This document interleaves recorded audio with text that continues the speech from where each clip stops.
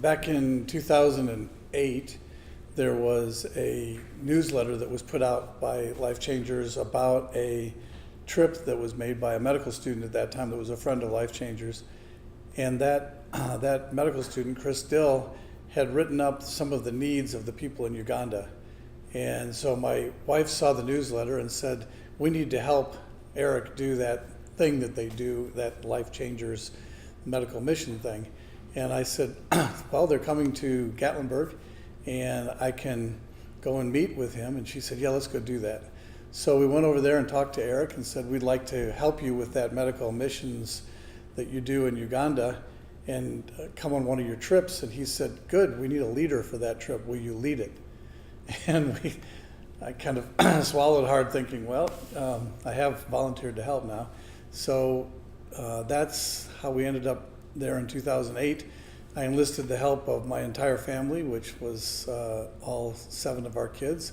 And my father actually came along, family practitioner. And so we all ended up in Uganda with very little idea of what it was exactly that those people needed. Each time we've gone, then we've prayed to say, should we go back? And don't always know if we're supposed to go back each year. But always God has given us another thing to do, another a way to incorporate more of the needs that we're seeing there. We added eyeglasses, we deworm people, we treat infectious diseases, we've done wound care, all kinds of different things.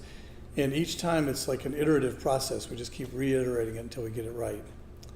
So the biggest piece of why we're doing it is we just feel like God has asked us to learn how to do that better for the people there and to support what is happening with the Mumfords in Uganda.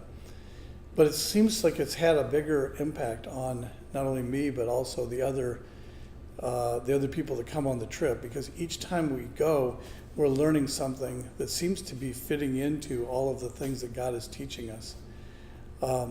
And because we're following what God tells us from one time to the next, and we keep reiterating it, we keep getting closer and closer to what the ideal short-term mission looks like. I was surprised the other day to go to a conference and somebody was presenting best practices in short-term medical missions. And they had 26 different points. And not because I know how to do this, but because I think we were following the Lord, we were doing 24 of the 26. And the only 2 we weren't doing were dental work that we didn't take with us. But it was kind of an amazing realization that we were just trying to follow what God was teaching each time and listen to what Eric and Suzanne felt like was on the heart of God. So we've added things like house calls, going down into the Namawango community, which is a horrible slum, and trying to help the local people there. We've added giving flip-flops, to people so they don't get reinfected. We do community health education so that we can prevent some of those diseases. And all of those different things are things that Eric and Suzanne said, this is what we think they need. And then it turns out that's some of the best practices in medical missions. So from my perspective, we're now at the point where we can almost pass this on to people. So with this trip, now we've created some relationships with a local clinic up in the northeast of Uganda. We're not only bringing them a more efficient way of seeing patients, since we've been doing this over and over again, and we see a couple hundred patients a day. Most normal clinics see maybe 25, and with our team we can see 10 times that. And we're bringing them an ultrasound machine that was donated by one of the local hospitals. So we're kind of partnering with those people up there.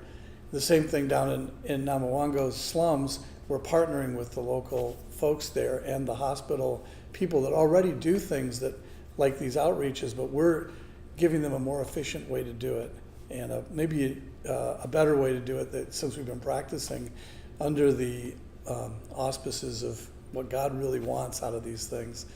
And it's, for me, it's been a life-changing experience.